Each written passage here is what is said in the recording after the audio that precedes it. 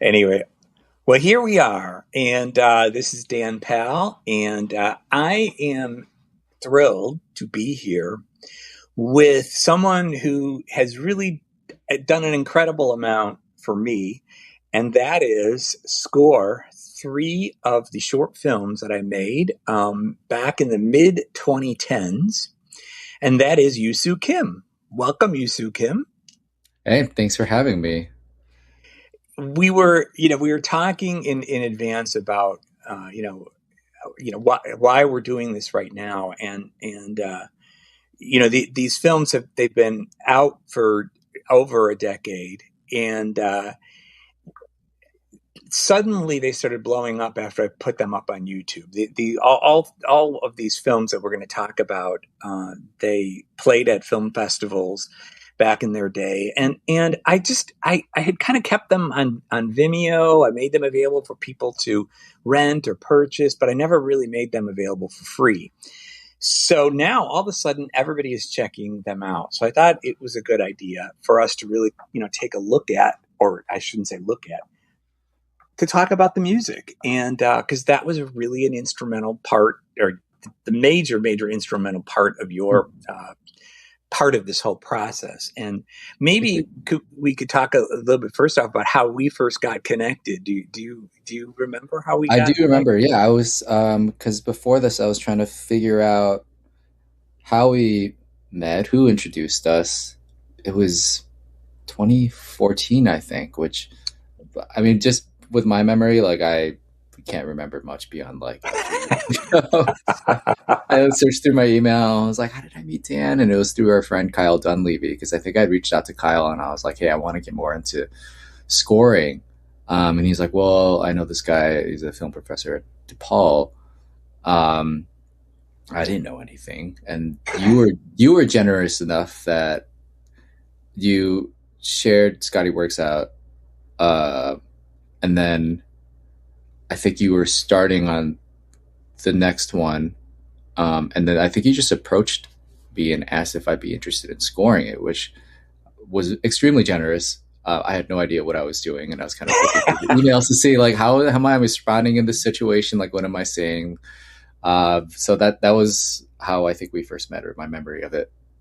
Yeah, yeah. Kyle was a student of mine at DePaul, and No. yeah, he mentioned your name, and I'm not even sure how that came up. That I was looking for somebody with Scotty Works Out, which is the first film in this trilogy.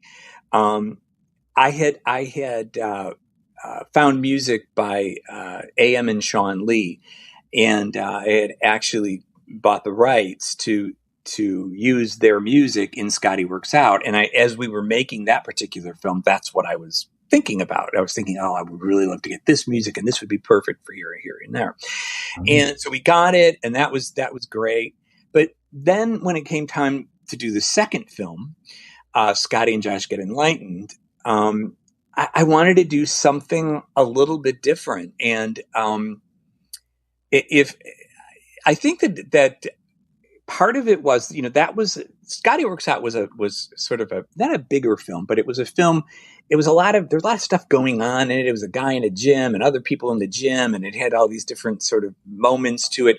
This was a very sort of quiet dialogue between two characters Mm-hmm. who had met in the first film, Scotty Works Out. And so I was looking for something that was going to be a little more kind of laid back and not to overpower the dialogue.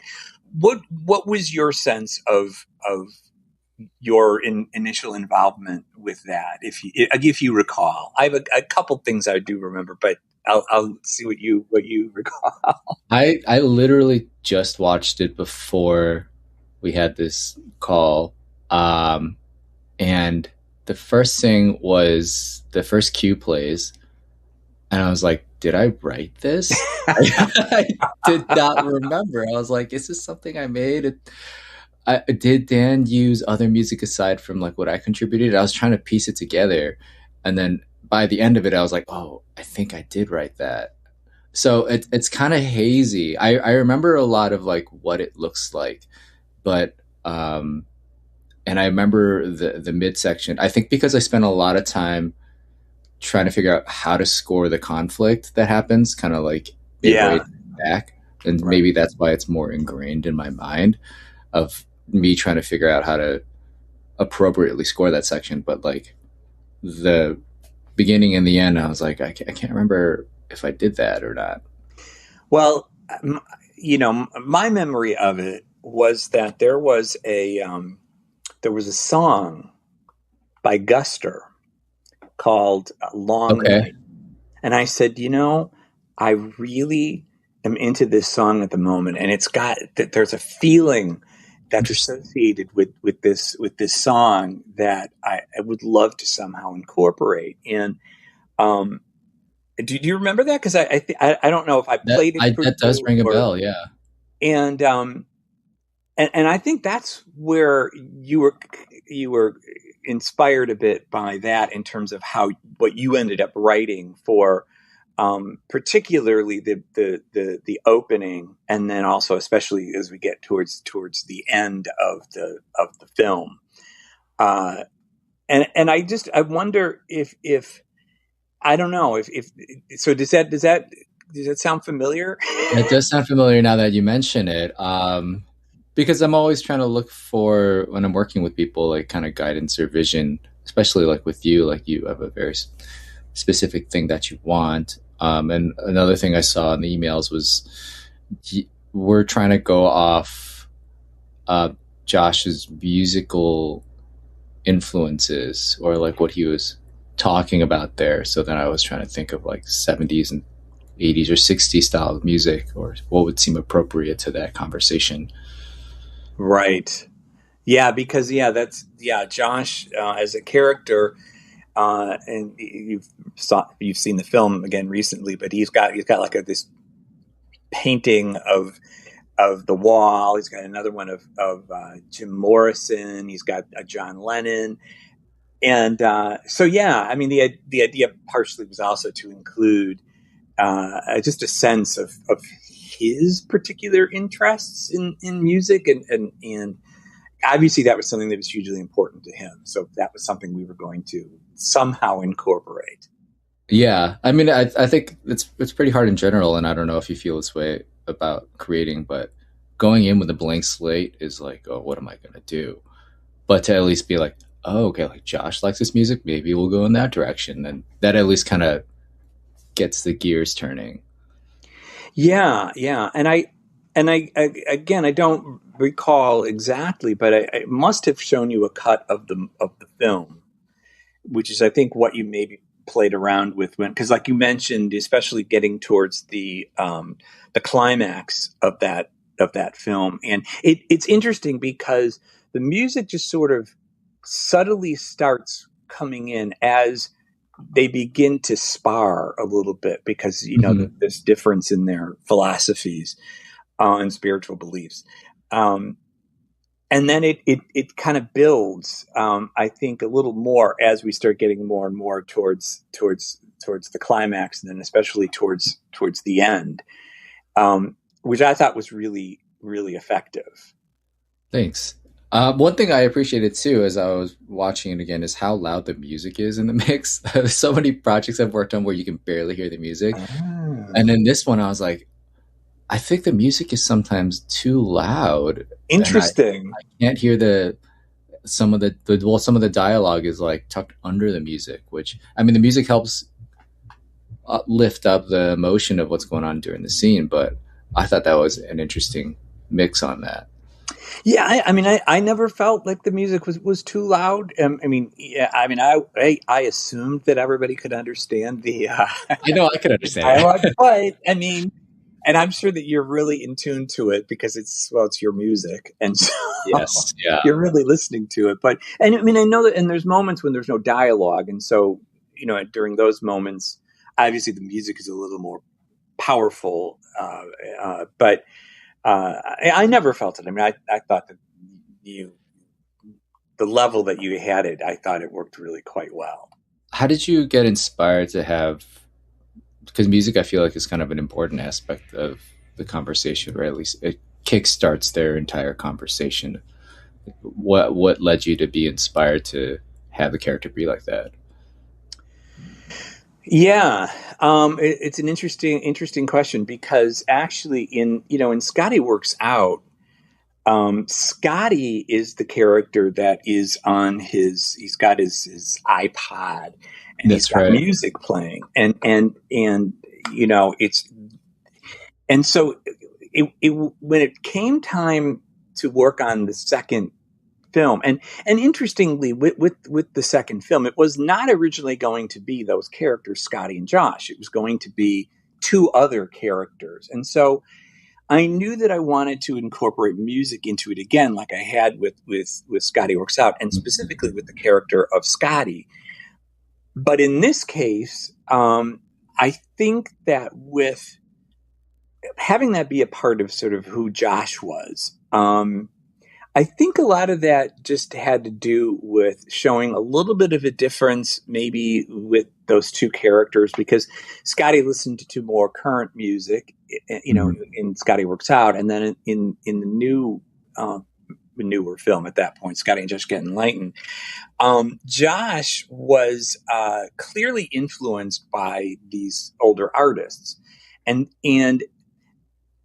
there's a little bit of an irony to that because in a sense you could say, well, Josh is really the more progressive character and Scotty is the more traditional character, and yet what they're listening to doesn't really in line with that. And I don't know how much of that was specifically intentional, but I think that I wanted to give Josh a moment just to have something about him that he could talk about, and then also to show that there was a difference in terms of their own interests.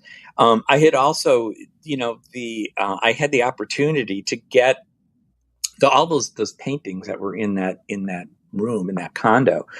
Those were actually done by another former student of mine who Oh, cool. that was like one of his hobbies. I don't know if he was actually selling them, but we used them all over that condo for Josh, and so I think there might have been a part of it to include because this was going to be Josh's apartment and not Scotty's.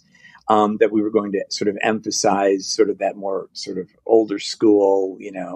artists and such. So I think that's kind of where it came from. But yeah, parts of that are a little hazy for me too. I have to say.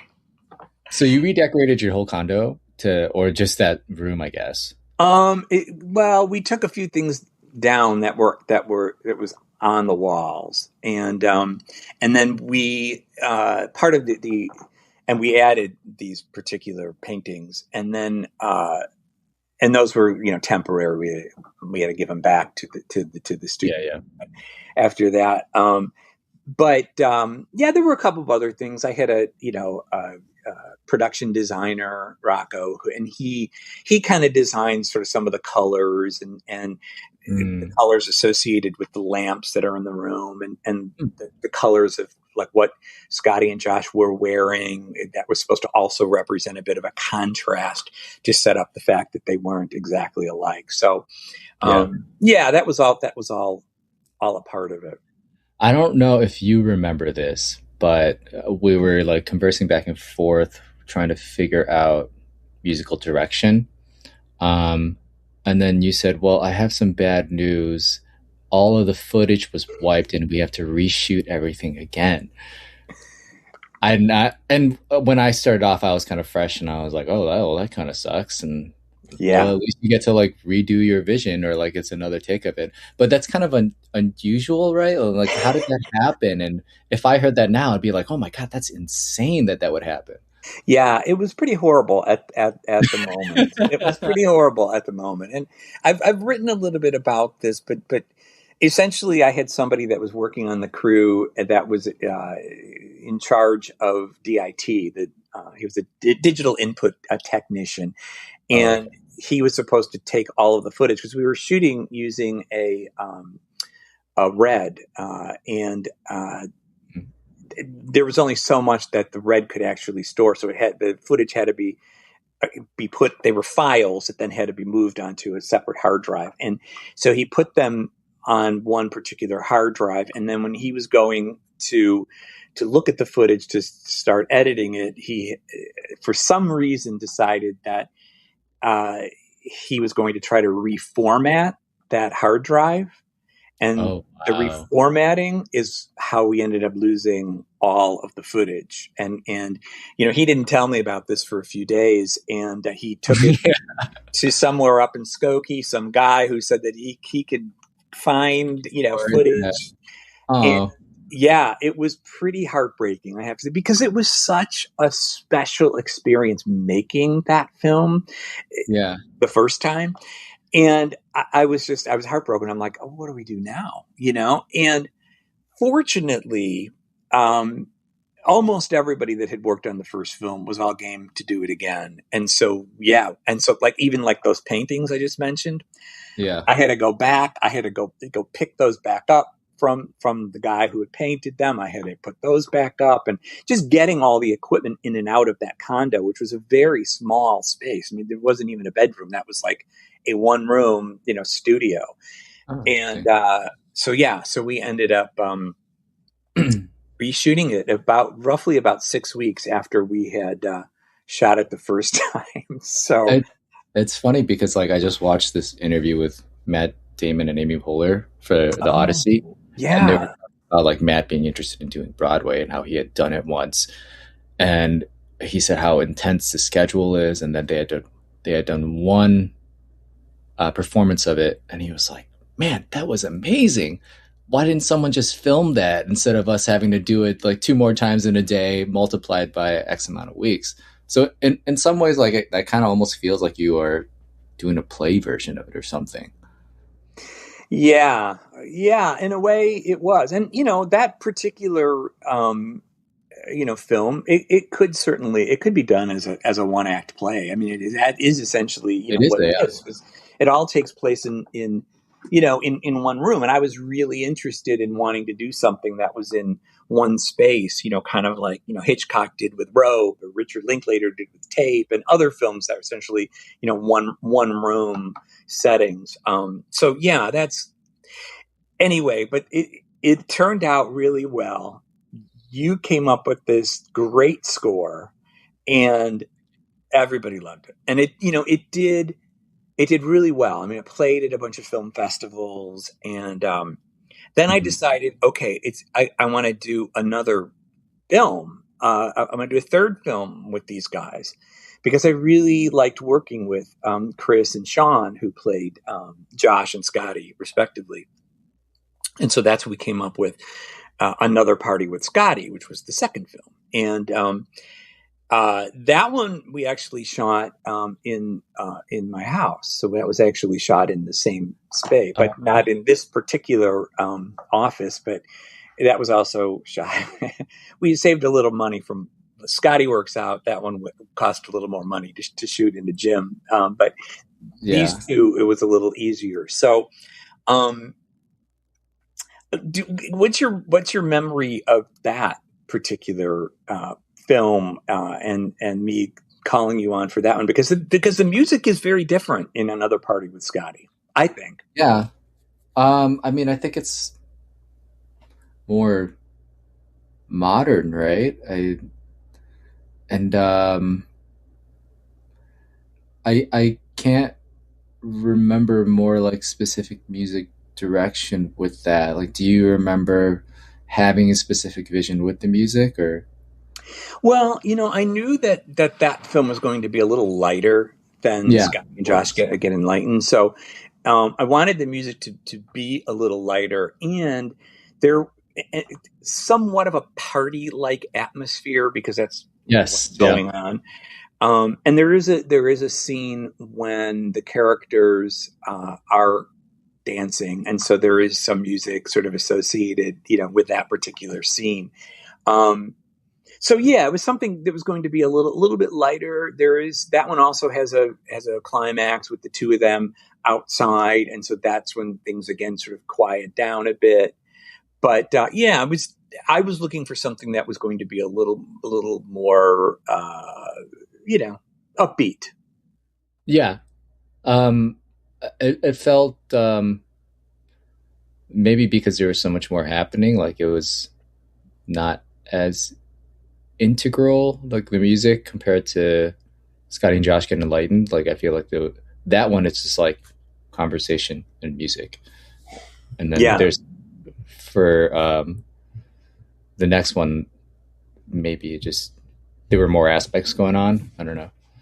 Yeah, I mean, yes. Another party with Scotty was very dialogue driven, as was obviously the previous film. And so, I wanted there to be a little more of a lightness to that film, but obviously, what I was trying to do is I was also trying to capture what was going on with Mhm. Scotty and Josh at this point in their relationship, and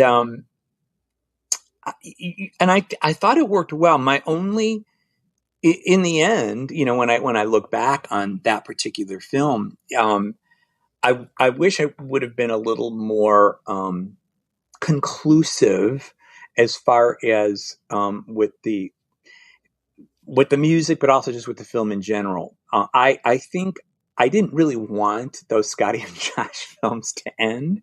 So when I watched that, it feels like, okay, there's going to be more. And Oh as opposed to this is the end of a trilogy, you know? And so I don't recall if I specifically said that at the time. I probably didn't because I didn't know, quite honestly, if no, I that's don't what think was going so. to happen. Um, and I did subsequently, write another one, but that we never actually shot. So Oh, interesting. yeah, so that never actually happened. So hopefully, people who watch this, maybe they'll write in and say we need to see that. Um, find out what happened with Scotty and Josh. I am Um, curious. What is the fourth one about? If you reveal. well, the fourth one was I called it. Well, there's two. There's actually two. There was one, and I recently reread the scripts, and one was called Scotty and Josh Open the Gates, which was about opening up their relationship. But I think that some of that may have been incorporated into another party with Scotty, if I remember the order of things. The real fourth one, Scotty and Josh go to a therapist. Wow. And, yeah, that was going to be the idea. That was going to sort of firm up where they were in their relationship, and then at the end of that particular one, they would finally make the decision, maybe we should get married. And then I would do a fifth film that would be Scotty and Josh get married. But we never got to that point. Um, some of that had to do with the fact that the actors had um, moved. Two of Oh, the actors, the actors who played Scotty and Josh, Chris and Sean, they both moved out of state at one point. Not immediately, but so that kind of halted that, at least for that point in time. hmm. And then I got involved with other things, and which would ultimately lead to counting. And Yeah. counting, that one, I had become a company member of Pride Films and Plays in Chicago, and we were looking for scripts to shoot. That particular organization had never made a film before, and so they wanted to produce something. And I was like, one of their only film guys of the Pride Films and Plays. Um, and so we Film found, guys, and you're someone who's able to put a film together. yeah, that I could direct and produce, whatever. And um, so we found this script that someone had written in New York, Oh, and interesting. yeah, and she was in our writers, what do you call it, network, and really really liked it, and so that's how we ended up going with that film, which was a total departure in the sense that it was not something that I had written, and it was Yeah. something that was really being produced by Pride Films and Plays. And so we had a little more to play with than what I had with the previous films in terms of money to a certain extent. Mhm. But so that one was very, very, a lot of it was very silent. And because, Yes. two women in the 1950s, and then we jump ahead to 2015, and there's one of those women is still around. And there's a lot of silence in that film. And so um, we were obviously looking for something that was going to be very different than Another Party with Scotty. And you came up with this score, which, people still tell me, and even recently, as this film has kind of, been online again, that makes people cry when they hear What? it. Really? Oh Oh. yeah, absolutely, absolutely. And I I wonder if you could maybe take us back to getting involved with that project and how you hit the emotional chord that's so important to that film. I mean, I think I remember watching that. The performances, first of all, were great. The script was great. The direction was great, and I was like, man, this is beautiful. Um, how am I gonna? What am I gonna do? I think. I don't know how it all came together. I think I wanted probably piano on there, and those two actually I remember very well. In turn, maybe because it's more recent or something. Um, just the way I wanted it to feel and really kind of trying to make sure it was hitting all the emotional notes. And this is a funny or interesting side story because there's the first cue where they're Yeah. sitting on the park bench together. Um, and I really am proud of that piece. And eventually I let my friends use some of my music for whatever projects they want to use on. And one of my comedian friends made like this joke sketch about um, what is that Timothy Chalamet movie? Call Me by Your Name. Call Me by Your Name. But they do a version where it's like two guys from Pittsburgh who are kind of like exploring a potentially gay relationship, but they just talk about like sub sandwiches and the Steelers. And they have like hundreds of my tracks that they could use. And somehow they ended up using that one where Oh I my. think there's some sort of like a emotional relationship, gay sexual discovery undertone to it, which then translated to another very specific short. And Wow. that was kind of the thing that blew my mind and made me more appreciative of the situation in which you like create music, even though you may think like it may not matter. People have a way of picking that up, like Guster and Long Night. The entire premise of that short is about it being a long night, and maybe in that situation they were writing a song about a long night happening, and that emotional undercurrent translates over. um, but that was one thing that kind of blew my mind, and I thought that was like a really beautiful piece of music. And then the second one is after you discover that she hears that gay marriage is legal, and then you realize like her partner had passed away, and then she's kind of very, very beautifully pouring over their memories. I love that thing. That was like one of my favorite pieces of music that I've ever made. And I do remember feeling like pretty emotionally moved. And I made it a point, and I still try to make it a point of like, if I can, I would like to make the people who are watching it cry, or like if it can at least make me tear up, then like hopefully like that person can tear up. And then I ended up using that piece of music for my own music, because I just kept thinking about it afterwards. And I was like, man, I wrote it for this thing, but like I still love it, and I would want to make it something else. And so it's lived on beyond Oh. what the short was, I guess. Wow. That's amazing. So there like an extended version of that It's out vastly there? different. Uh, Really? yeah, it's about just being in the someone who's been in the music industry for a long time, or someone who's done any craft for a long period of time, and being very weathered and calloused by it. It's a song called "The Sea" for my artist project, Good Son, and the sea being like a concept of like Hemingway's Old Man in the Sea, and Yeah.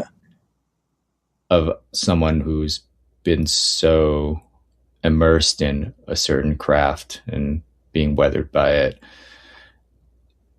I don't know if that's completely tied into what's going on with counting, but basically, yeah, it's continues to live on. That music continues to live on or evolve in different ways. Yeah. That is very interesting. I would love to hear the other version or Sure. versions of that for sure. um, because it sounds so fancy. Because it's so melancholy, and maybe that's partly what it is. Like you mentioned, like somebody being weathered, and just kind of tired, maybe beaten down a little bit, and in the case of counting, these are two characters. You could say, well, they were initially sort of beaten down by society because they couldn't like be out. They couldn't like Hmm. be who they wanted to be. They could sit on that park bench, but they had to keep their hands, kind of, close together and not in an overly obvious position. And then, of course, when we find out later that only one of them has survived, it is very sad, and there's an element of Devastating. Yeah. yeah, devastating to think that wow, they had like hoped and they had saved and they were counting pennies for all of these years, and it finally was going to come to light, but it was too late. And I think that the music just really captures that. It's very beautiful, but it is very bittersweet. The whole experience. It's like, yeah, two women could get married, but what if the woman's no longer there? And I know that from people that I had talked to, that was one of the things that really, really got people about the end of the film, especially people who had been around or people who had lost people from AIDS and such, Mm. where they never lived long enough to see gay marriage. And so I think that was hitting people. But if it was just, the older character in the room looking at the pennies and there was no music, I don't think it would have been nearly as effective as Mm. just what you create. And I don't, how do you describe that? Because I keep using the words like melancholy and bittersweet. How do you describe like notes like that? Downbeat. I mean, what is? Definitely, I think um, melancholy is right. I don't think there's like a particular method. I'm not thinking like, oh, this chord in theory should work here. Most often, I think I'm just kind of noodling around, or there's something in the back of my mind where I immediately go to this chord, and I was like, oh, that makes sense. And there's something must have been put together in my brain that I wasn't aware of for me to make the decision of choosing the first sound. Um, but I think watching that and probably just leaning towards what was melancholy and really trying to amplify her performance was kind of like the key driving factor. I wish I could tell you that there was something methodical to it, but really it's just kind of like I just keep playing. I keep playing. I'm like, okay, I think this is working. I think this is working. And then step away and you come back and you make some changes and you step away and you come back. But mostly I think a lot of it is just I try to just find the notes or the chords that work or the specific instrument sounds until I feel like it justifies what's happening to picture. And Mhm. then I keep working on that. And then I don't know if you feel this way directing, but then the goal is like, I need to do justice to what's happening right now. And is this good enough to warrant what's happening? Um, so I guess that was my. Well, yeah, and also to not overdo it because I Mhm. that's all piano, right? And Mhm. And I wonder, like, had you ever thought, or in a situation like that, would you ever think, oh, well, maybe I should pull something else in here, like another instrument? Or are you always thinking in terms of like what I can create on piano? It's hard to remember why I made the decisions I did back then, but I think even just thinking now, it's such an intensely intimate moment that adding more instruments would take away from it. Yeah, yeah, Um, yeah, it would just make it feel more grand, and like that's not the point. It's such a pure and lonely situation, and I think one instrument really drives at the best. yeah. It is. It's such an intimate moment with that character, and her emotional state that it wouldn't make sense. But I just wondered if that was ever anything that sort of pops into your head when you're thinking. Do you do most of your writing for the piano? I know you play other instruments too, right? I do. I play guitar, but I do most of my writing, I think, on piano. Maybe because I have two hands, so you can kind of spread more of a region of melody and rhythm. Whereas like guitar, it's kind of harder to do both, or other instruments, it's harder to do both. So I think when I'm creating rough ideas, it's easier to convert what I'm thinking or get like a very rough point across with piano.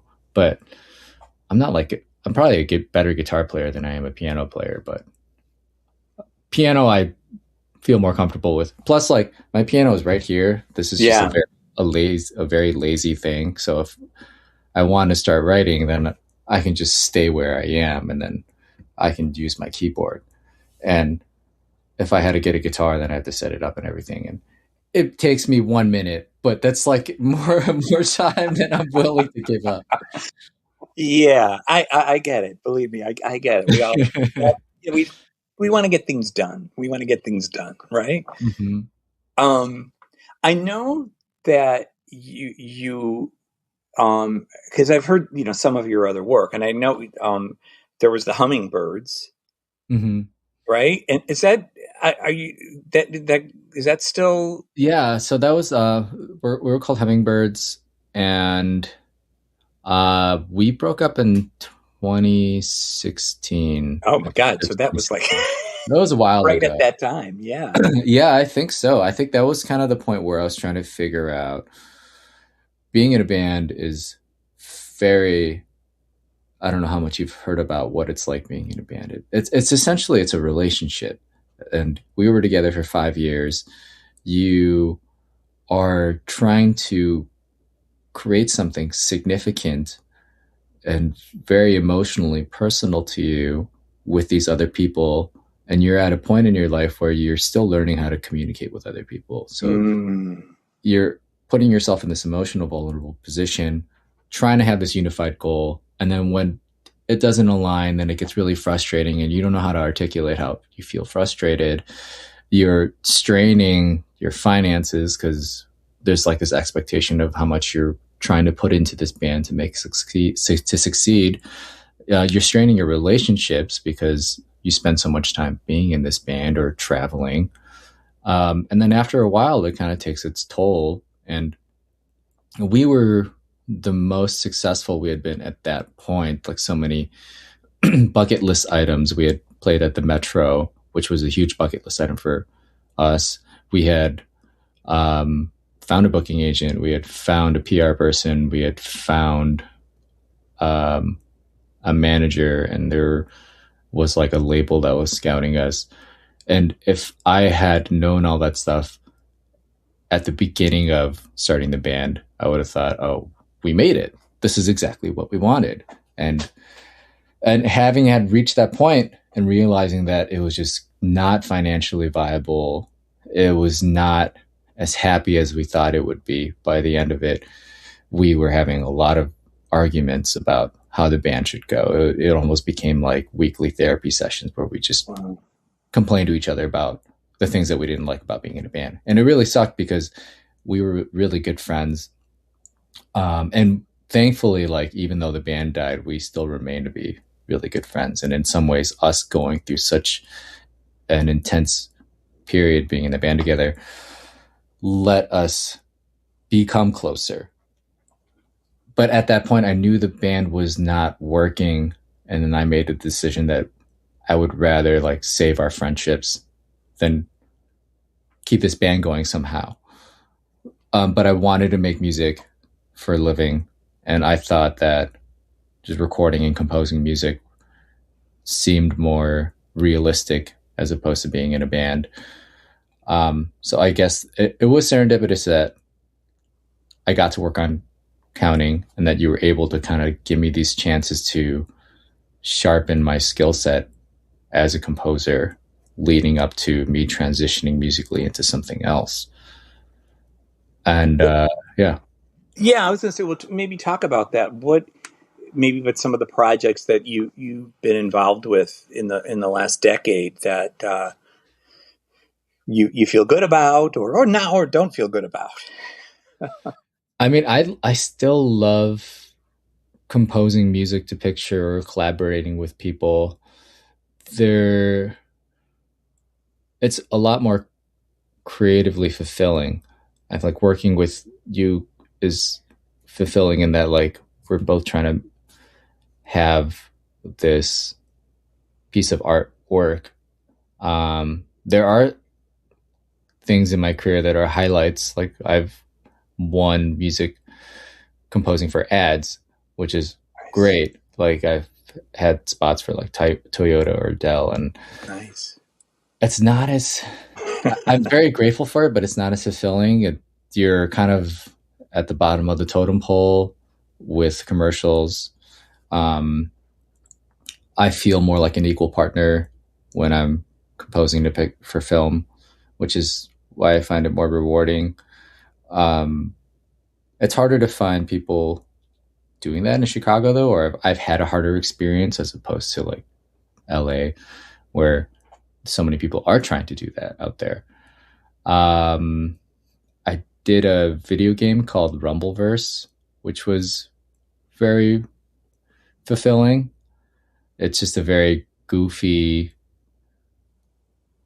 game that's kind of like Fortnite, except it's like worldwide wrestling beats Fortnite.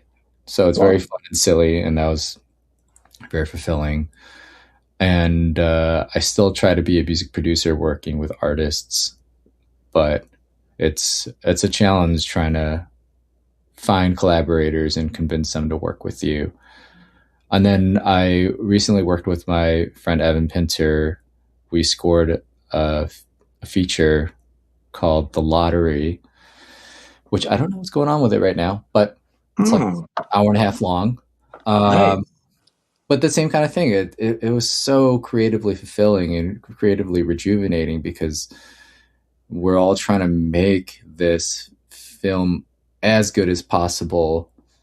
We feel like we're equal partners aligned in the same goal of crafting this story. So I've been very fortunate to have a lot of composing projects do well, but I think the thing that's most fun is composing to picture or working with people like you. Wow. Wow. That's very meaningful, and I'm glad that you know, I was your guinea pig and vice versa. I suppose. I I didn't even know. I was like, this dude wants to work with me. Like, okay, that sounds great. Let yeah. me score his stuff. And You know. what are you working on now? So most of what I've been doing, really, excuse me, since the pandemic, I've been working on more personal, sort of documentary projects. I did a feature length documentary about my mother called Harriet and Her Husbands, Yes, yeah. which it's a very personal project. It's filled with home movies and just all kinds of things that I worked on really during the pandemic. It's one of my favorite things that I've ever done because it's so personal. Um, But I think that as of late, where I've been really utilizing sort of my own interest in filming and editing and some being on camera, um, Hmm. doing this series about our backyard essentially, but actually our entire property called Palanjo Park.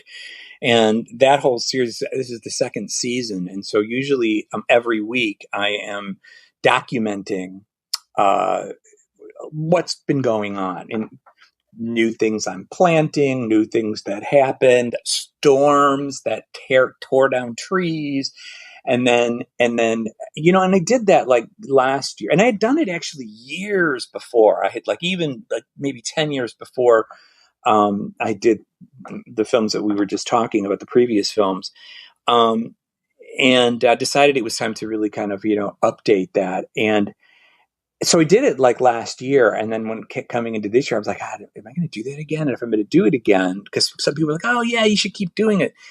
I didn't know like what the focus was going to be, and then it turned out we had this huge project that had to be done on the side of our house, which Hmm. essentially meant digging up an entire walkway that we had just put in, and they had to dig 8 feet down, and they had to move a foundation Wow. wall. And it turned into this big thing.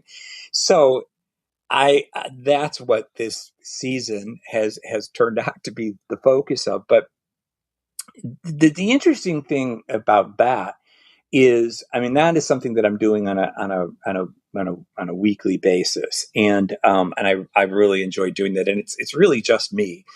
And music wise, you know, uh, Moby, Moby, the Hmm. artist Moby, he has I don't know if you're familiar with it. He has a site called mobygratis.com. No, interesting. Yeah, and it's free music to be used. You pick your music, you get a license, but you don't have to pay anything for it. And so I have found a lot of music that I use in this Palanjo Park series for that whole purpose, and it's That's I awesome. think it has served me really really quite well. Um, so that's been a lot of fun to do. I don't know if I'm going to keep doing this every year. I mean, this just happened to be a great year because there's a lot of drama behind the scenes or behind the house and on the side of the house. Yeah. Um, but I'm not sure. I mean, I think that and I've talked to a few people about. There are some other scripts that I have written that I've never actually produced, and so it may be time to dust those off. So that would take something different again, and that would be going back into the fictional round. So I've really been doing more nonfiction, more documentary style things in the last 6 years. I retired from teaching a year Mhm. ago, and so the other complicated, I had the great fortune while I was teaching at DePaul to have access to a lot of really, really great equipment that I don't Yeah. have access to anymore. So Oh that no. makes that a little more complicated. But yeah, Hmm. it's been an interesting sort of shift and an interesting evolution. And maybe you feel this way too. But I think anybody that has something that they want to express, any kind of artistic expression, that evolves, and the things that you want to say, the things that you want to show or feel or express in any way, it evolves, over Yeah. time. And so, yeah, I mean, where I'm at today isn't exactly the same place that I was a decade ago. And so, I feel different things, and maybe some of those are some things that I might want to explore Yeah. some more. Even with like these films, like even if we were to be approached to make it again now, I think it would turn out differently. Yeah, for sure. If you asked me to score any of those again, I would probably take a pretty different approach. I think. I don't know. What do you think? What do you think you would do? Do you have any sense as to what you might do? I probably the older ones would be more different because it's so far removed from who I am now. Mm-hmm. I don't know. It is an Right. interesting question of like, would I end up creating the exact same thing? Or it's like the eternal sunshine of the spotless mind, except for creating art. Like, do you end up at the same place again, even though like you're a different person at a different time? I don't know the answer. I would think that like I would approach it differently, but who knows? Like maybe I ended up making something that's like 95% the same. Right. Yeah. We don't know. Unless we did a remake. Yes, yes. You Unless know, you were, you could unless, finish those other Scotty and Josh films too. yeah, I don't know. We'll have to we'll have to see about that. Even those, they were kind of set as really kind of occurring right after, and now it is 10 years later, or 11 years later, actually, for the Scotty films, and so I'm not sure that how that would work out with those two actors, but I have been in contact with them recently again because of Oh, these films kind of recent getting out there. popularity. Yeah. Yeah, and they're What's just your this. reaction to it? Oh, I mean, they love it. They love it. They're thrilled, and they were those were all very special experiences, and I think because at that point I was teaching, and it was really important to me to give people a chance to do things that they weren't like necessarily professional, although there were a couple of people in those films that were professional, and especially in counting, that were had been doing a lot of stage work and other things. But working with students, working with people like you, I love that, because that's sort of like the educator in me, saying Mhm. I want to see this person grow. I want to just give them a chance, let them play a little bit, and oh, this is what I want. Let's see what we can work out. So Yeah. it would be interesting doing that at this point, given the fact that all of us, you included, and the actors, and even some of the people that I worked with behind the scenes, we've all gotten a little older and grown, and one person that I talked to, who was an actor in Scotty Works Out, and another party with Scotty.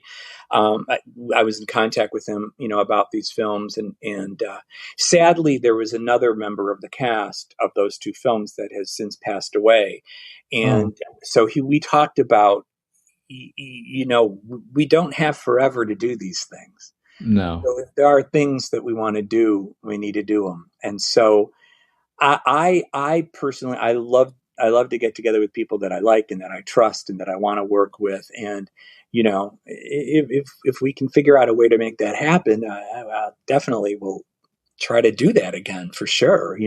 And um, yeah, it's you don't want to go back in time, because you can't really go No. back in time, but you can create things that are relative to where you're at, but that has sort of that same feel, or that same spark, or your own voice, if that's what it is. So Yeah. I mean, well, how did you write the trilogy? Like, is it drawn from specific experiences? And if so, like, would you be inspired to write them as characters older in their lives?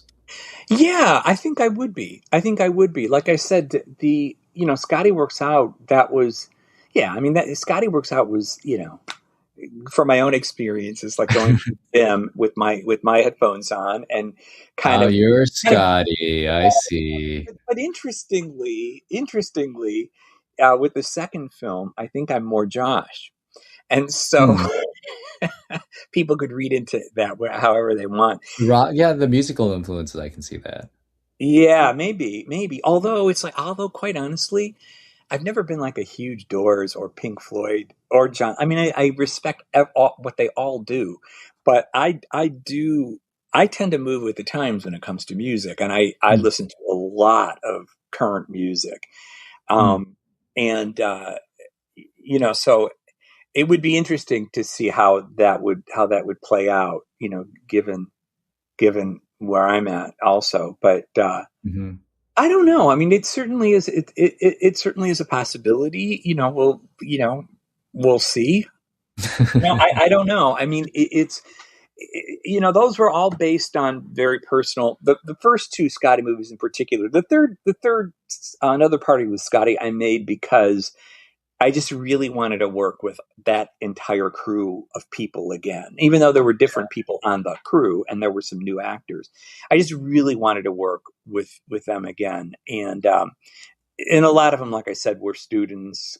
There were a few colleagues involved, but I just really enjoyed that. So, I certainly could write something that follows along those same lines.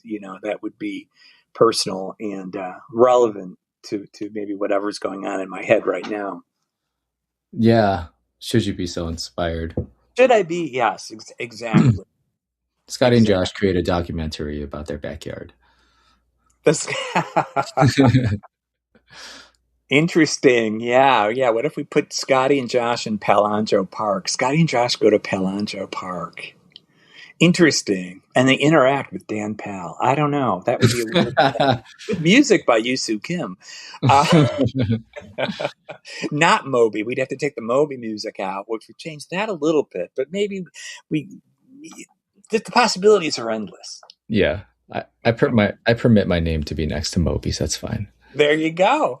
There you go. I've used his stuff and I've used your stuff. So that's pretty special. But yeah, anyway, I don't want to take we're hitting I think almost an hour here, and so I don't want to take up more of your time. Um, but I want to thank you because again, those films are really special to me, and they're obviously special to now I can actually say thousands of people around the world are seeing those That's films that's a, amazing. Yeah. a decade later. Yeah, and Do you still get feel like gratified by that or yeah, like absolutely. Yeah, absolutely. It's so fun. And funny. I'll read, comments from people and, that are just seeing them for the first time. And it's just, yeah, it's so interesting, which also suggests that I think all four of those films, they're they're not dated other than maybe Scotty having an iPod in the first movie. There's nothing really dated about the other films, and so I think that the themes are relatable and relatable to people who are going through what those characters have gone through, timeless? or Yeah. anybody. Yeah, I mean, since the dawn of time, there have been arguments about religion, I'm sure. Hmm. Spiritual compatibility in relationships, regardless of like the type of relationship or when it has it happen.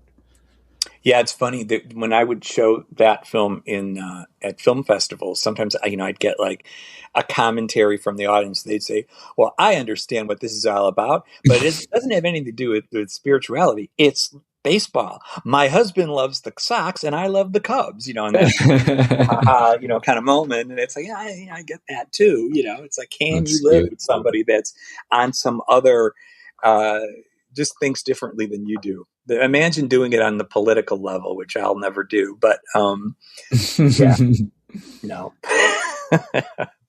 Anyway, again, I want to just thank you again, and I hope that we can do this again. Maybe this is a rebirth, right? We can figure out another project, and let me know if there's anything that you're doing or anything that you want me to link to that you're Hmm. doing or that you want people to hear, or how we can help to promote you and your work, your website or whatever. And I'll put it, in the notes or on screen with this, and because people should know Yusu Kim. Oh, well, thank you, Dan, for having me on this. And as special as it was for you, it was special for me too. It was a time in my life where I was trying to figure out how to compose music. And you were very generous in that you gave me opportunities to allow me to figure that out and what that means. And it's the beginning of a long path that I have taken. And Had you not been there, I mean, who knows what I would be doing? Maybe I wouldn't be composing. Oh, well, I don't know. I think you're enough of an artist that you wouldn't be able to let it go. Same to you. So I will end this recording again by saying thank you and hope we can connect again soon. Yeah, definitely. Likewise, get the band back together. All right, I stopped the recording. So Cool.